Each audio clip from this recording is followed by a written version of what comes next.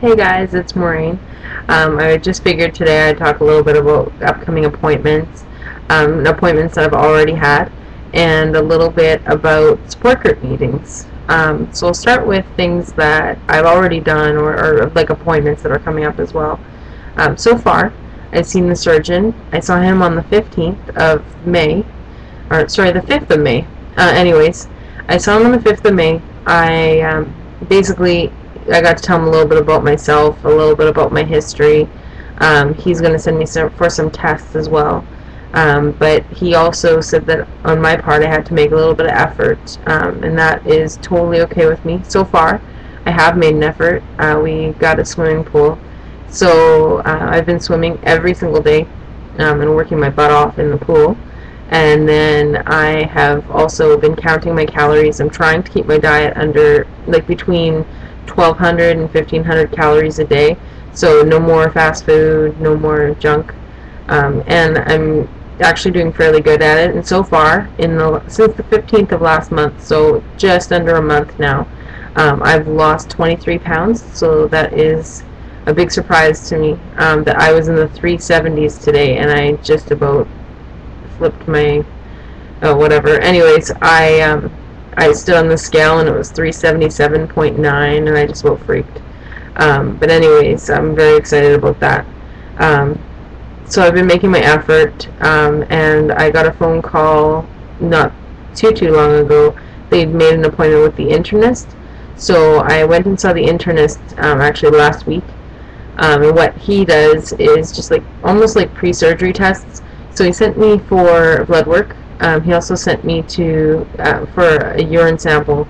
I had a chest x-ray done. I had an ECG done. He also did tested my blood sugar, or sorry, not my blood sugar, my blood pressure, and that's pretty much it. He got a little bit of a family history. All in all, it took like an hour. It wasn't that bad, but the problem was that he's in Victoria, which is like 5 hours from where I live, with a ferry ride in between. So for 5 hours of driving, it was in a 1 hour appointment. But anyways, that's over with. On the 22nd, I have another appointment with the surgeon. I'm not sure what he's going to talk about this time, but at least I'll have my effort to show him, I suppose. And then on August 12th, I have an appointment with the dietitian. I also have an appointment with the new surgeon that's replacing my surgeon. My surgeon actually is retiring, so he sent me for all the tests, but the new surgeon will be actually doing the surgery. So they figured I should meet him before I actually have surgery with him, so that's good. So I'm going to see him. I'm going to see a doctor for my diabetes as well. My reasons for having surgery as well are health problems. I have type 2 diabetes, and that's just recent. I have PCOS, which is polycystic ovarian syndrome. You can look it up online. There's lots and lots about it, but basically it makes it a little harder to lose weight. It also causes you to gain weight, so not everybody has the same effects, but that's one of mine. And then I've got like high blood pressure, not really high, but just a little bit high. That's enough for me. And then my back fractures that are healing right now, or trying to heal. That also kind of makes it hard to exercise, so it's going to be nice to be smaller and then they can heal properly. But so that's what I've got coming up. I was going to talk a little bit about support group meetings, because I find them to be actually very valuable. I've gone with a friend a few times, well actually 2 times. We went to the one in New Westminster. She lives closer to it, but I actually live about 2 hours away. But because my friend was going, I figured I'd go with her. And actually it's a really good meeting. I find that for like this sort of meeting is more like, it's in a Starbucks. So you go in, and everyone's sitting around a table, and everyone just talks about whatever they want to talk about that day. It's not really structured. So if you have a question about something, you don't have to wait till it comes up. You can actually ask it.